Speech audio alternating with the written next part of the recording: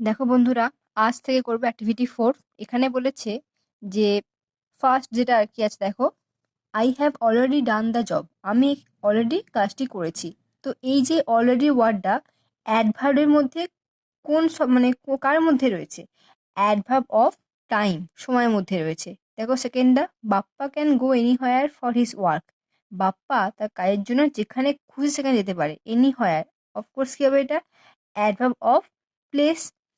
পূজা, তো দেখো সেটা, Puja often comes to my place. Puja প্রায়ই আমার বাড়িতে আসে বা আমার জায়গায় আসে। এখানে অফেনটা কি হবে?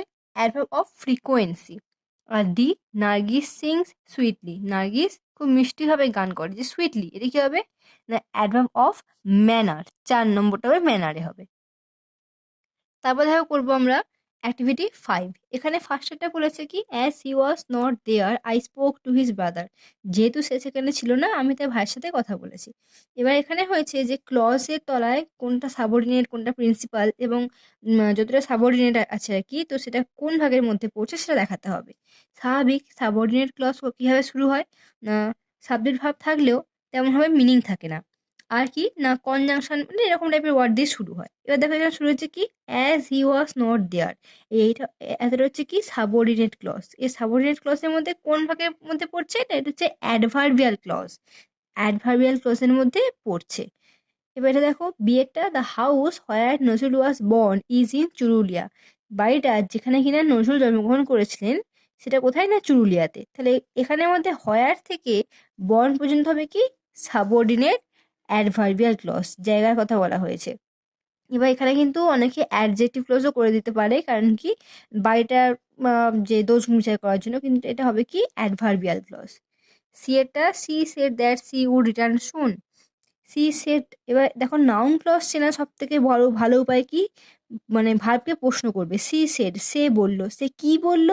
না, দ্যাট সি উড রিটার্ন সুন, সে খুব শীঘ্রই ফিরে আসবে। এতটা হবে কি নাউন ক্লজ। এবার দেখো লাস্টেরটা, have you read the book which you borrowed from me. Have you read the book, তুমি কি বইটা পড়েছো? Which you borrowed from me, যেটা তুমি আমার থেকে নিয়েছিলে। এবার এখানে which you borrowed from me, এটা হবে কি, এতটা হবে কি না, এটা কাকে, কার কথা জিজ্ঞাসা করছে? না, বইটার কথা। এটা হবে কি না, রিলেটিভ ক্লজ বা অ্যাডজেক্টিভ ক্লজ। এবার দেখে নিও। এবার দেখো অ্যাক্টিভিটি 6টা কি বলেছে। এই যে বাক্যগুলো দেওয়া রয়েছে 6টা বাক্য, এর মধ্যে কোনটা সিম্পল, কোনটা কমপ্লেক্স, কোনটা কম্পাউন্ড সেন্টেন্স বুঝতে হবে। তো প্রথমে এটা দেখো, he is too tired to walk alone. সে এতটাই ক্লান্ত, মানে হাঁটতে খুব কষ্ট হচ্ছে একা, এরকম বলতে চেয়েছে। এবার দেখো যে বাক্যে টু টু থাকবে বা শুধু টু থাকবে, সেই বাক্যে কিন্তু সেটা হবে কি সিম্পল সেন্টেন্স হবে।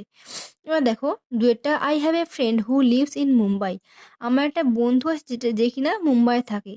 তো কমপ্লেক্স সেন্টেন্সে ডব্লিউএইচ ওয়ার্ড হয়, ঠিক আছে। তিনেরটা, Priyam wrote a letter but he got no reply. Priyam একটা চিঠি লিখেছে কিন্তু সে কোনো উত্তর পায়নি। দেখো এই যে বাট কনজাংশন, হ্যাঁ, বাট এটা কিসে হবে? না, কম্পাউন্ড হবে। ফ্যান বয়েস, B for but.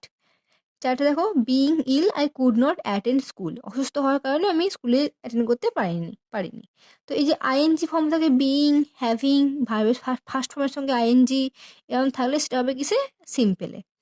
পাঁচেরটা, she told me that she would enter a house which is believe to be haunted. সে আমাকে বলেছিল বা বললো আর কি, সেটা ঘরে ঢুকেছিল বা এরকম ঢুকবে যেটা কিনা কি বিশ্বাস করা হয় ভৌতিক বাড়ি হিসেবে, সেখানে সে প্রবেশ করবে।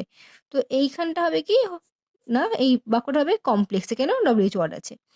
ছয়েরটা, the sun shines brightly and the flowers blooms. সূর্যটা খুব চকচকে করে উজ্জ্বল, মানে মানে উজ্জ্বল হয়েছিল, এবং ফুলগুলো খুব ভালোভাবে ফুটেছিল। আবার সেই অ্যান্ড কনজাংশন দেওয়ার হচ্ছে, মানে কিসে আছে? কম্পাউন্ডে। সে simple complex compound, simple complex compound.